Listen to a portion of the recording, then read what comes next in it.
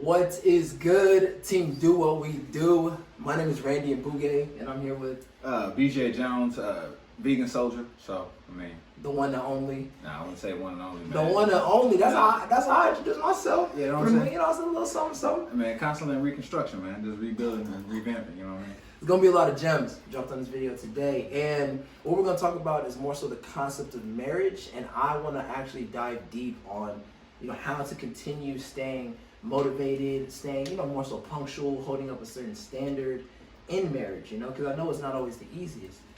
Marriage is the most tactful, rewarding, tedious accomplishment, you know. So there's so many different things in marriage. We can go from days in. You just let me know the conversations. Okay. 10 years in March, so there's a lot of congratulations. Yeah, trials and tribulations that people don't really fight for anymore or understand just based on from the background. So, sociology will stay like how everybody else looks at it. But like I said before, the first thing to destroy iron is within in itself. Mm-hmm. So if you allow your blemishes that you feel are blemishes for society to judge you, you will destroy yourself trying to reconstruct them. Right. But also, marriage is, people say 50-50, and I understand where it's coming from, where you attack one problem and everybody gives their best bet. Mm-hmm. But, you'll say marriage is 100% from you. So you got to be, like I give out a lot of times, I say, the biggest thing in life is a fantasy, and you got to understand the meaning of fantasy. See, fantasy is being able to live without judgment or approval. If you could walk down the street butt naked and nobody say anything to you, and you feel like you ain't being judged one bit, you're living a fantasy. Yeah. So my marriage, in my eyes, now we've developed and got better and better. We went through the honeymoon stage, which was the fantasy. Right. And then now we're in the marriage phase where the honesty and the commitment and communication is, it's really a fantasy. Like, we can talk about everything. And I've had to learn that. And my wife is amazing. That's my superhero. Right. I like that. She is. I look up to everything she does. So it allows me to not seek her approval, but give her the platform of what I want. Right. I really do like that. I like that. I feel as if, so from that, taking it from the whole 10 years of marriage, more so, I would like to talk about that foundation, because I feel as if in the beginning, a lot of us get into relationships and we like what it maybe feels like, or may, think, what we think it could be, but then when it actually is, sometimes with the ups and downs, we say, I want to get out of this because, it's too hard, or I didn't think it was going to be like this, instead of actually, taking the time to learn the individual you're with. Foundation, there's, for me, I just speak for me. I can't speak for anybody else. I can't speak for the other people. Mm-hmm. But for me, foundation is what we've always had. We're able to communicate a lot of things that most people can't. I wouldn't say most people can't, but you're afraid to. And at times, I was guilty of looking for happy wife, happy life, instead of happy spouse, happy house. Ooh, so a lot of times I've always agreed with her, never fight, wasn't contradicting, wasn't combative, but I lost myself a little bit. So our foundation was strong in her eyes, because she was like, oh, we agree on everything, and that wasn't fair for me. Right. So more of, like, highly recommend counseling, relationship therapy, strong marriage mentors. And the one thing we're saying is, I always was like 10 discussions, I only argued for 3. But maybe in that 7 that I didn't fight for, it wasn't even fighting, it was, I didn't voice. Not argumentative, but just more discussions. So, discussions. I would be like, let's go get something to eat. Whatever you want to eat, babe. Instead of being like, let's go get something to eat. Well, my goal is I'm still leaning out. So if we eat this, I can't eat that. Right. So I have less options, you have more options. Mm-hmm. And then to understand, like, okay, let's communicate. Well, if we go eat here, this is the only things I can eat. Well, deep down inside, she may want X, Y, and Z because we've communicated about it. So those things weren't fair for me to feel like I always liked everything she wanted to eat, vice versa. So once we, as the marriage got enriched and we got deeper and deeper, it was like the communication. Well, she loves to cook this dish, and I like to eat it, but it wasn't eating towards my goal of what I wanted, So so you had to kind of critique it and mold it to say that how can we both win. Yeah, it was to sacrifice, but to give an honest understanding. Yeah, I know you love Indian curry food, for an example. Mm-hmm. I don't like it because it's all these starchy things. Mm-hmm. And, I got to tell her, everybody in my family, 90% of both sides of my family either died from a bullet, 10%, or 90% was cancer. Right. I had my grandfather, he died of Alzheimer's, which was the only one, but everybody else in my family, male, female, aunt, uncle, all died from a form of cancer. Right. So things that are cancerous, to me, I'm a big health nut. Like I say, vegan soldier. Yeah. So I stay away from certain white products, man-made products, and certain things. But we go in there, you get in the Indian curry, some of those spices are inflammatory or toxic. So I had to kind of break it down, and I sacrificed. Doesn't mean I don't want to eat it, because your shit's good as a motherfucker. Yeah, it's fat. And you said, so I want to go back on that more. So you said an honest, you said Happy spouse? No. You said so communication through everything in a sense, but you said an honest, and then there was a word that you had said as far as how you guys communicate, how you guys go back and forth. Oh man, sure. I've covered a lot of stuff. So I mean, the honesty was based more on being clear and precise. Right. So I would say like even an honest perspective, even. Well, it had to be fair. Fair, yeah. Yeah. So I mean, big thing with being honest. Yeah. I like that. It was a fantasy. So I try to be so clear and open and direct of what we're saying. And I say it could be anything. Like my wife wants to go see a movie. I hate scary movies. I did too. So we went to go see Candyman. I know she's going on vacation. She wanted to see it. And I had to sacrifice that. I was like, okay, I hate scary movies. But you know what? You want to go see this movie. You're about to go on a work trip. I don't want you to watch the movie without yourself because I want to have that movement with you. And I don't want to be at home like, damn, I just watched a scary movie. I go to bed tonight like, I was scared. Fuck. Don't work. Shit, man. You know what I'm saying? And I don't want to have no bad dream because I'm going to call you in the morning like, babe, you good? Yeah, that dream got me. I'm good. I'm back in bed, you know, and I'm up all night. But it was able to say, okay, she wants to see this. I feel like this. This is the 100-100. I know if she's satisfied, I can fulfill that, but I have to sacrifice and conquer a personal fear or demon that it may not be scared. It could be something that, like I said, I'll be honest, I watched the original Candyman and it jacked up my childhood for that whole summer. So I hold on to that. I'm like, yeah, all right. So I went saw it and it was good. Okay. Nothing, I wasn't even scared. Some people are not even scared, but to me, I guess I let go of the other fear that was holding me back, and I was like, oh man, that movie was amazing. It was worthwhile. Yeah, man, it was good. was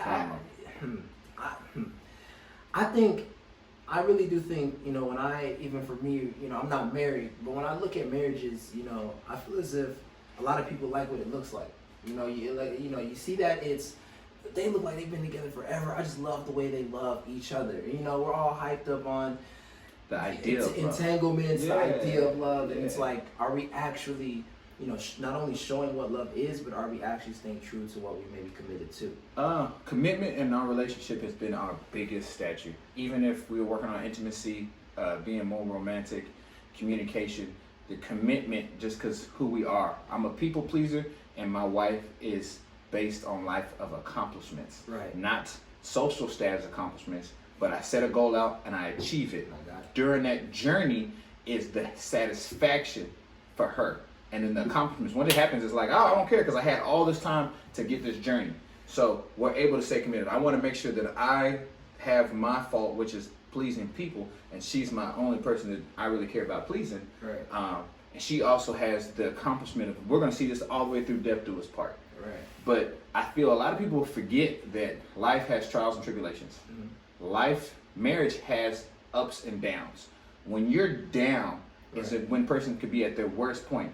When they come back up, they're going to remember everybody and everything through that journey. And that's when that commitment becomes closer and that connection becomes closer. Right. So, I mean, you can have an emotional letdown, you can have a financial letdown, you can have a spiritual letdown, you can have physical letdowns, and the rebuild of that process. That's like I said in the beginning, I'm constantly on reconstruction, constantly, you know, Bijai version 12.5, 12.6. I like that. 7. Now I'm on 13. So I can say now in March will be 10. So this will be version 10 every year. Every day is living not for the moment, but living that I feel that I was distinctive and I accomplished what I was faced with. Not the challenge I set up myself in, but what I was faced with. When I say like challenge, my wife might have had a bad day. Right. So in that morning, get her started. You know, my wife has certain things she likes in the morning, so I may whip them up for her. Right. And go on about my business, my day, check on her like, okay, I know this has happened today. How are you feeling? Oh, I'm good. All right, cool. Just making sure you feel better. If you need anything, I'm here. And it's just a small thing, and make it on the phone. We didn't have to have a long conversation. But you're also being very dependent. Like she can actually depend on you because you've shown through your actions that you are dependent. Yeah, and it's that's big. I've worked on it. Though, but that's big though, because I feel like a lot of people, even like in little relationships, like just boyfriend and girlfriend, for a few months, you know, you're constant. If you are say letting down this person that you want to be with, you're then showing that it's like I care about you, but you know I continue to disappoint you, and it's like, well, if this is just now, what does that look like a year from now, 2 years from now, 5 years from now? You know? I'm glad you said I let you down and I'm showing you, because you also have to understand your language of love and their language of love. If you haven't taken the test, the language of love, please take it. I'm about to talk about love languages actually, because I was like, okay, when do you feel as if people, before marriage of course, but like when you know, if you're dating somebody, you're looking to then get into the relationship, when do you think somebody should talk about their love languages? Oh man, out the gate. Before me and my wife when we were dating, take this test. I'm like, what?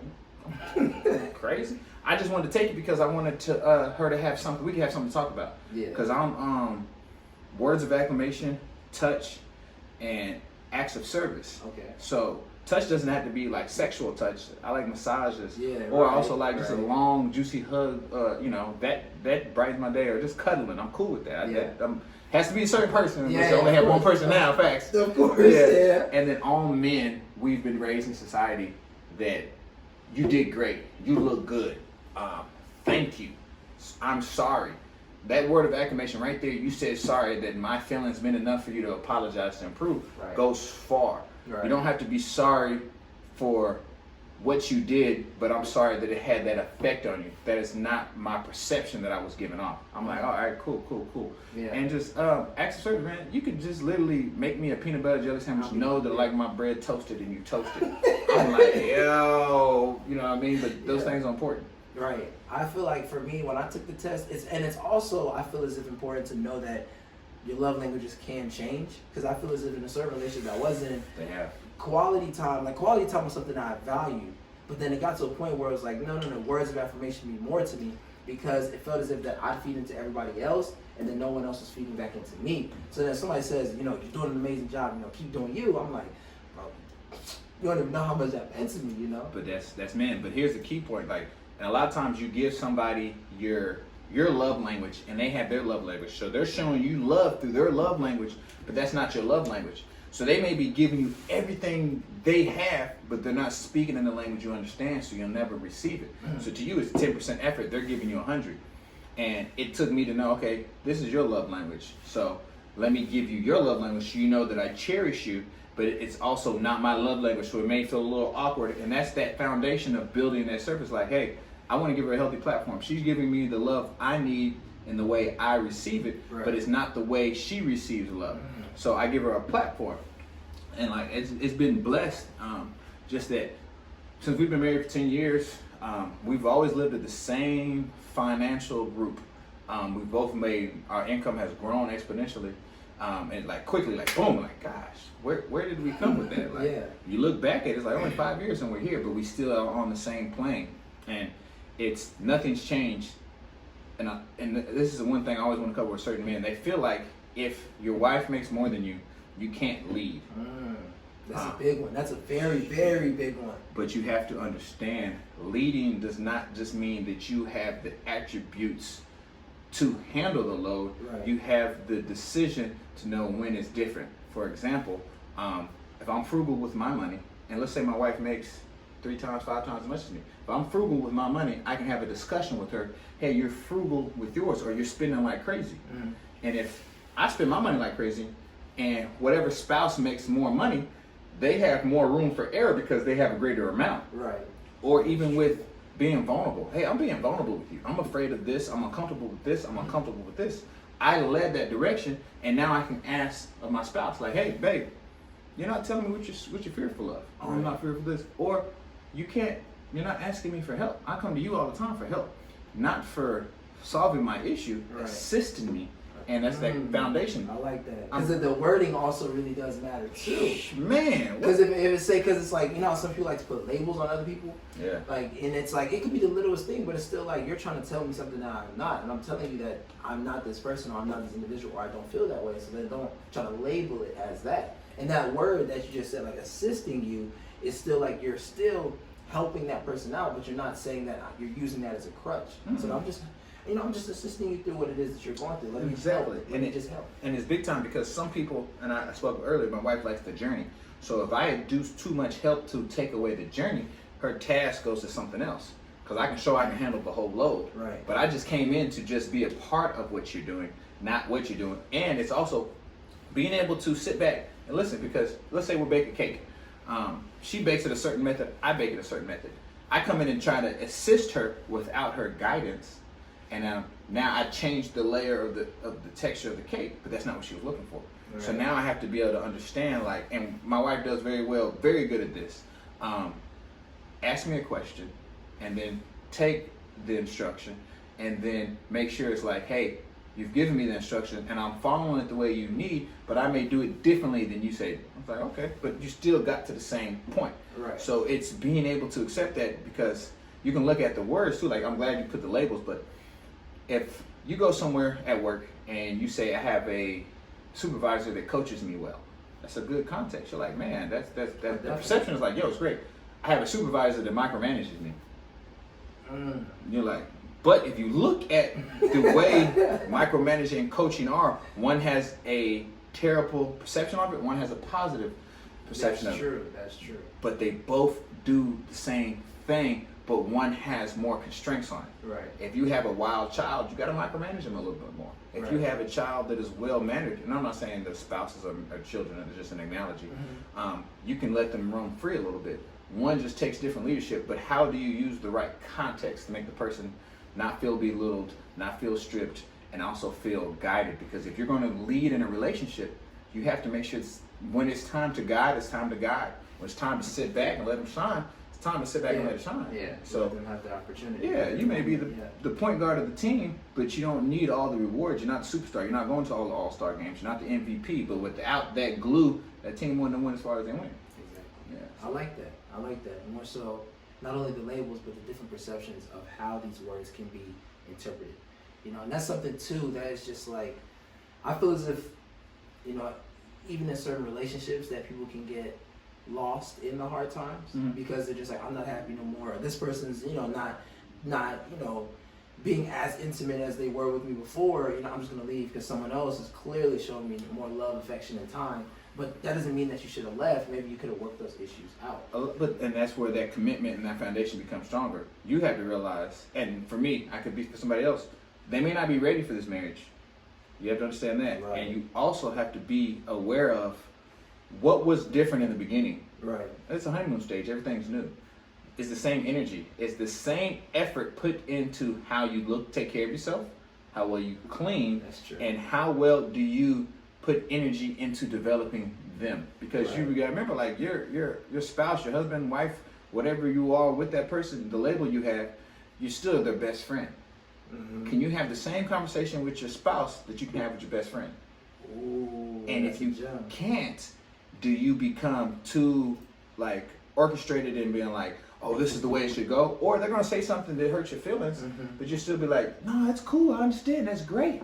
No, I'm so happy that you're able to talk about this. Let's face it together. Because imagine if your spouse tells you like, I don't feel sexy no more. Well, you're not doing this, you're not doing that. Okay. They're not coming to you for the solution. They're coming to you for the ability just to vent. Right. And if you can give them that ability to vent, they'll want to talk to you about everything. I like that. So how often have you been the person, and I'll challenge you too, how often have you been the person willing to just listen to them vent without having a solution? Because a lot of times when venting, just getting it off your chest makes it much easier than coming for an answer. Because when they say, hey, I need your help, I need your assistance, or let me tell you about the day, you got to pay attention to that. And that's the energy when you were trying to hook them and catch them. You gave it like, oh, okay. No, I don't want to sound like the bad guy moving the swing. No, really, that happened? Dang, that's crazy. So what else did you do? When you're married, like, I can't believe you fucking did that. What's crazy? Now you didn't lead them in the conversation. You didn't lead them as being supportive. And there's a time when you got to be able to pull back. And that is the most challenging thing. Like, they're digressing and you're watching it. But as long as you're still giving them open doors, like, what they're doing, you may think hurts them, but it may be a building block, and you just think differently, and you got to be able to accept that. And I feel like for some people though, it's hard to then, everybody, it's like the saying that there's, a whole lot of chiefs, not enough Indians, that everybody wants to leave, but are they still able to follow? Yeah. And I feel like that's very important that you're talking about how you need to be able to sometimes, say, hey, this is, my time to shine, or I got you, let me help you. And then there's other times where, hey, look, this is my moment to sit back, let you do what you do, and hey, if you need anything, though, I'm here for you. And you constantly check on them. They may be so overwhelmed with accomplishing their goals, they forget that you're still there. And when I give an example with sport. You're out there shooting free throws, you make a shot, and you hear somebody celebrate. And you're like, dude, I do this all the time, but it feels good. You're like, oh, my swagger's still there. Yeah. So it's being able to put on multiple faces. And I watched an interview. I can't remember the lady, but she said something great. You can come home and be so upset about your job, and you take it out on your spouse, right? Mm-hmm. But when you go to work, that face is put on. Mm-hmm. But now you take it out on your spouse, and it drains them. But they're trying to be there. They're venting for you. Why can't you come home and give them that face you give your coworkers and supervisors? Mm-hmm. Even though your peace is at home, you're giving them peace. And then maybe the next couple of days, you're like, man, I can't do it no more. And they're like, what? I'm beat up from work, or this happened. I never knew. You're like, but I didn't think you deserved for me to take that out on you. Right. And that's common ground. Goes back to common ground, goes back to the fairness, goes back to the communication, and then of course the foundation. Yeah. And I feel as if a lot of times, even in more so, I would say my generation, that we're not building on a solid foundation when it comes to relationships. Oh, yeah. And of course, there's some people who are, some people who aren't, but it's like understanding how vital that foundation is essential to the life that you're striving to live. Yeah, and we talked about this off camera earlier, and it's important because set some boundaries. And I have to be willing to evolve, because small-minded, this is all you know, but you know it very well. Closed-minded, you only see in one direction of what you know. Mm-hmm. Unless you prove me wrong, I'm still going to agree the same way. That's what I think, and that's, to me, that's small. Mm-hmm. That's really closed-minded. Small-minded is you can't even think on that caliber. Right. Is it a layer issue, first layer issue? Is it a physical issue? Right. Is it more of a technical issue, or is it what they've been through in the past? If you didn't even take the time to go into those, layers, what are you really doing for that person? Right. Now, they may not be opening up to you, but did you lead them and give them an even platform that makes them want to go up there? You go to you do a stage at Apollo, great, yeah, lights, everything. You do a stage theater in high school, a little better, a little less, but you do a stage at your church, feel like pressure's on you because you had to hold a certain face. Right. You do a stage on TV, lighting, angles, everything. You're like, man, I gotta be at my, what I'm saying? I gotta be at my best. Yeah. So what stage do you give your spouse when they're at their worst? And when do you know it? Because they may need that junior high stage that feels comfortable for them to talk about their deep fears. When they talk about going out with their girlfriends or going on a vacation trip, they may need that TV stage where you gas them up, giving them the certain angles, finding their best lighting. Or they may be at church when they're looking for, and I say church, they're looking for a spiritual alignment, really to be on a sacred piece, whether it's whatever religion, whatever concept, whatever thing that gives them that. And you have to be able to find that. And you may mess it up the first time. You may mess it up the fourth time. And back to what you said, your generation may not have the depths just yet, or wanted to put in that work.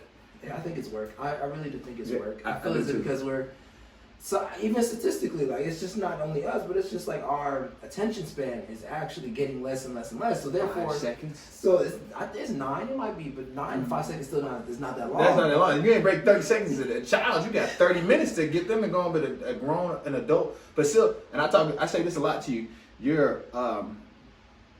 Your frontal lobe hasn't fully developed before the age of 25 as males. Females develop before us. So our cognitive thinking skills, we're quick on our feet, but we're not quick to comprehend. I'm quick to react, but that might have just moved like, I don't know why the hell I moved, but my spot sensor went off. Yeah. Martial arts, I moved because I knew the energy was moving this way, and I wanted to flow with it. Right. So once you start to gather that, and that's the understanding, it takes 1,000 steps to change neurologically the aspect of how your body will react. Right. So how many times do you have to fail with your spouse? And it may, when I say failure, it may just not been the outcome you were expecting. It still is good. It still is good. Yeah. It's maybe not what you wanted.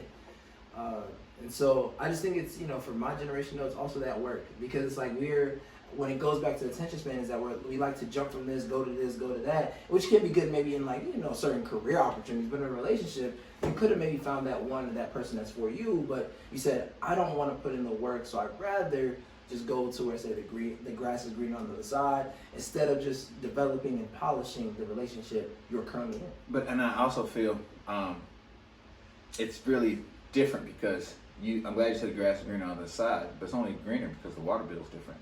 Can you afford to maintain that water bill because the grass is greener? Mm-hmm. So you're going to be emotionally drained, physically drained. And I had to tell one of my coworkers, this man, good guy, going through marriage stuff and development, and I was like, you got to realize everything that you got out of all these relationships before you get married makes you who you are.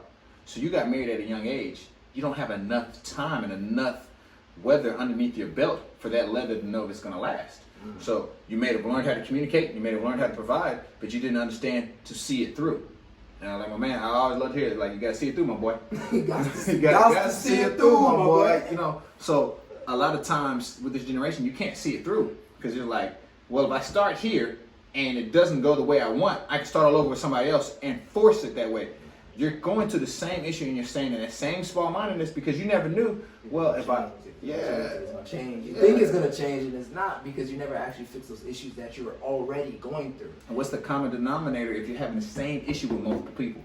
Ooh. It's just fact. So if you're having the same issue, it might be you, but you've never really gave a healthy platform up there by yourself. Just say, hey man, I'm vulnerable. This is a problem I'm having. I need to fix this. Yeah. Why am I having this a problem? And where did I feel that it's comfortable? Why is it my vice? Why is it my go-to? I feel that's a big issue. All right. As I said, before you get married, you gotta know. Live life. Live life. Live life before you get married. Yeah, be fulfilled before you get to the marriage, because if you come to the marriage with an empty cup, you're going to take from that person, and then they got to rebuild their self and refill you. Yeah. But if you come to the marriage full of life, right, full of endeavors, full of failures, you have substance, because when this person fails, you can have empathy instead of sympathy. I don't feel sorry for you because you're going through this. I empathize, and I hope you can help me understand what you really went through, because I have my perspective of what I went through, but it's completely different. Even though we went through the same exact issue, what are your effects? What did it make you feel? And that's when you're listening. You know, I don't want to know the solution. I don't know how I feel. Well, this is how I feel when I went through it. Is that similar to what you feel? And they're like, yeah, that's it. And you're starting to grasp those concepts. I like that. So you got to be willing to accept that you have 2 ears and 1 mouth. You should listen. Yeah, I'm talking a lot, so I'm messing it all up. No, that's the point though. It's, you know, you're more so featured on this video because you are married and you have the time in service actually going through it, through a marriage. You know what I'm saying? So it's better that if we're talking on the subject of marriage and staying motivated through marriage, it's best as somebody who's actually married to talk about it. And I feel that, you know, to be a certain man, you don't have to do everything to the same standard that the spouse has. And I say spouse because this can happen male or female. My wife's a doctor. My wife is working in one of the most prestigious positions in the government industry, which is a blessing. I work for the military, so I can be just as prestigious how you look at it. But what she has accomplished does not take away from what we are or I am. And a lot of people are too busy trying to say, well, the social circle is here because the top 3 things in marriage are sex, communication, and social circle. If both of you guys' social circle is completely different, and how you talk, your rhetoric, how do you adjust, you feel like there's bumping heads somewhere. Right. If sex doesn't happen, or the intimacy or the passion does not happen, those lead to things going afar, and that's when again you got to go back and fix those. Right. And if you don't have communication, you can't talk about social circle, and you can't talk about sex. Exactly. Open communication. I always like to tell people effective communication, because I feel like you're talking to somebody and it's like, yeah, they could say that they're listening, but it's like, did you actually understand what it is that I'm saying? It's like, seek first to understand rather than being understood. Facts. And you know, so that's what you said, 2 ears, 2 ears, 1 mouth. Facts. And I think that's huge. I'm glad you pointed at to understand, but it also, I agree with that, and I like the fact that people don't try to understand the person, because I can tell you what I mean, but if you don't know the origin of that, you know, because one word, religion means one thing, and in another context, in another language, religion means something else. Right. So if I'm telling you I'm religious because I live by morals and I live by a standard, and another person tells you I'm religious because I know the Bible inside and out, what's that? What we don't hear. Yeah, because the Bible could be taken out of context and used for whoever's reading it. Mm-hmm. And whoever's speaking it. Right. The morals could be based on what are your morals. If you're believing in monogamy, or if you think that having multiple wives, or if you think that if you don't get caught, you was never wrong. That's toxic. That's very toxic. That's But toxic. for that individual, if you don't understand where that generated from, they could have a psychological issue. They could have bad parenting. Yeah. They could have a figment of their imagination of their environment. They could have compulsive controlling. They could be freaking what's the word I want to use? A pathological liar. They don't even know that. Oh, that's actually, people do that. People And believe it, so and they run with it. you're lying to yourself to the point where you believe that it is true, and it's not. You're wrong. You're in the wrong, but you think you're in the right. And some people do that too, and they may not be pathological liars. They could just be regular, everyday people. But they may not accept that they're lying. That's even That's self-awareness. Yeah. Self-awareness. That's self-awareness. That's Yeah. denial. It's a form of denial. Yeah. I could tell a lot because I'm getting out of the repercussions, and that's where I think the society today is. We've been so harsh on giving a better life of our children. We give them things we never had. We don't give them the ideology that helped us grow to gain the objective. Like, hey, I can provide this now, but I had a mindset. When things are given to you, you don't know the value of obtaining them. And if I'm flashing it, I must not want it. You see what I'm saying? So I have to teach you how to understand that everything you do has a repercussion for it. Everything we do. If I communicate to my wife, I have trust. If I lie to my wife, I have tiptoe around. If I inspire, it's reciprocated. Right. And if my person or my wife is having a bad day, I'm able to be like, damn, she's having a terrible day. Talk to me. Yeah. So when I'm having a bad day, she's like, well, he did this to me. Hey, what's going on? Yeah. Oh, no, I'm good. I'm just tired. And you're getting that. But you're open with each other, and that even takes time to build in itself. But then goes right back to the foundation. So, I feel as if that this right here in itself is something that we should take into consideration. That marriage is not easy, but I feel as if that once you get to a point where not only is it not easy at times, but it is worth it. But it's because you found maybe that individual that not only inspires you, motivates you, but then also encourages you to be the best version of yourself.